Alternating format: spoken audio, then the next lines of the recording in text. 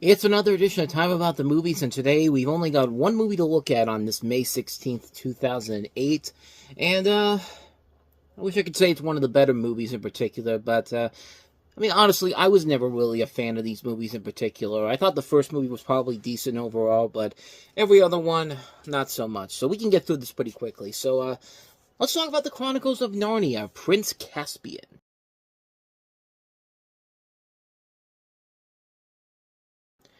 So this is a sequel, of course, to The Lion, the Witch, and the Wardrobe, which is based off, of course, the C.S. Lewis books.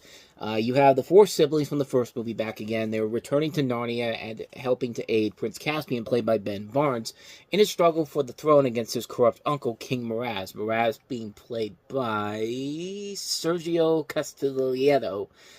I don't remember that name in particular, but a lot of the same people that are back from the first movie are back in this one. From the director, Andrew Adamson, the writers from that first movie are back.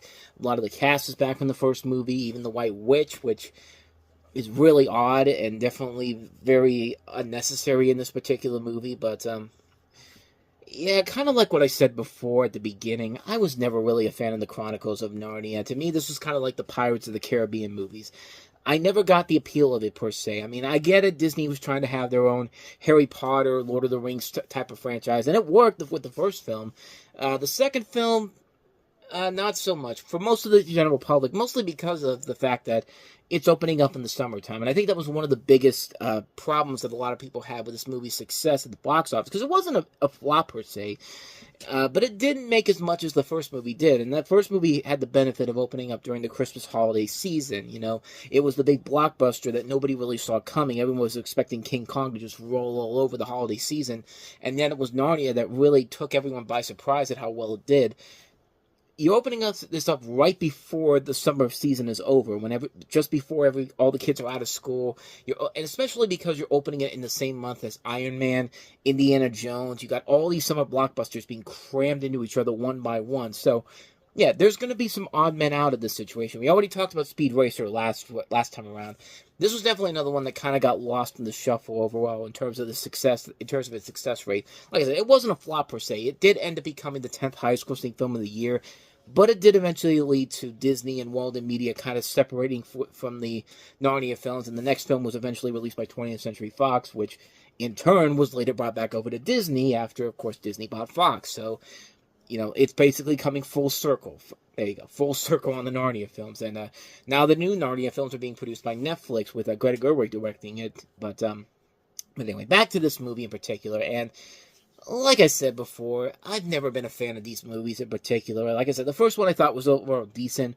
But yeah, this one, it's not bad per se. I mean, it's a competently made movie. It's a film where, yeah, you could tell that they were trying to up the ante a little bit more. But at the same time, though, it definitely felt like a film that was just kind of a contractual obligation sequel, because the first movie was such a success. I mean, it was basically the equivalent to why we got a National Treasure 2 the year before, and then, of course, the Pirates of the Caribbean movies. I mean, they were all successful films, so we got to make a sequel and cram it out there as quickly as we can. And I don't know. To me, it just didn't.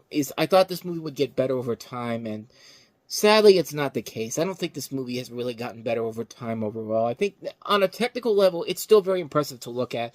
On a story level, we've seen this story done before so many times before, and I think to really up the ante here, you gotta elevate it more to what Harry Potter and Lord of the Rings did. Like, Harry Potter matured the characters as they went along with every passing film, and and most of the time they were doing it because the kids were growing up, and they were getting into more darker stories.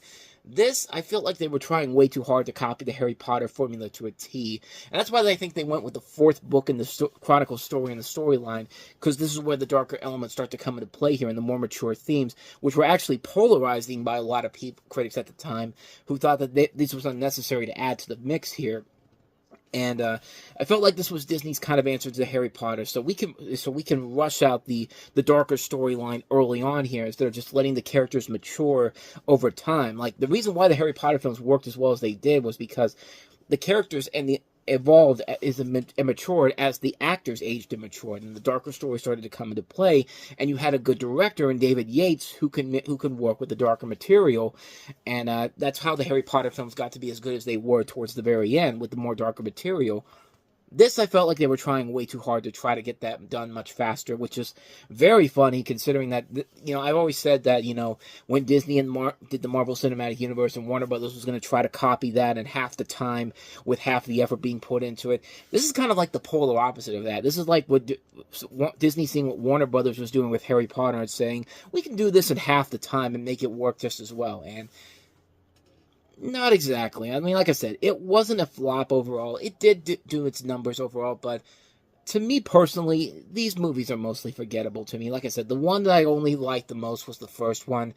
After that, I never really got involved with the other two movies in particular. I tried to get invested in them, but nothing really happens that makes me want to get more attached to these characters, especially with a character like Aslan, played by Liam Neeson, who really does not do much in these movies until the very end of the fight. I mean, it's just like the characters are literally looking at this tiger and this lion and going like, "Are you gonna do something here?" It's just like, I'll be there eventually. Like he's like the stoner best friend. Like he's too busy getting high on drugs and drinking alcohol to actually do something. It's just like do something, man, for God's sakes. It's just like characters like that don't really age. And like I said, Tilda Swinton as the White Witch feels absolutely pointless in this movie. There was no real reason to bring her back in this movie except she had just won an Academy Award from Michael Clayton. And it's just like, well, we got to give you a reason to exist in this movie, so come back into this film. And yeah, there's no real purpose to a character being back in this movie whatsoever. And yeah, I wish I had more to say about this film that I could say it's actually kind of positive, but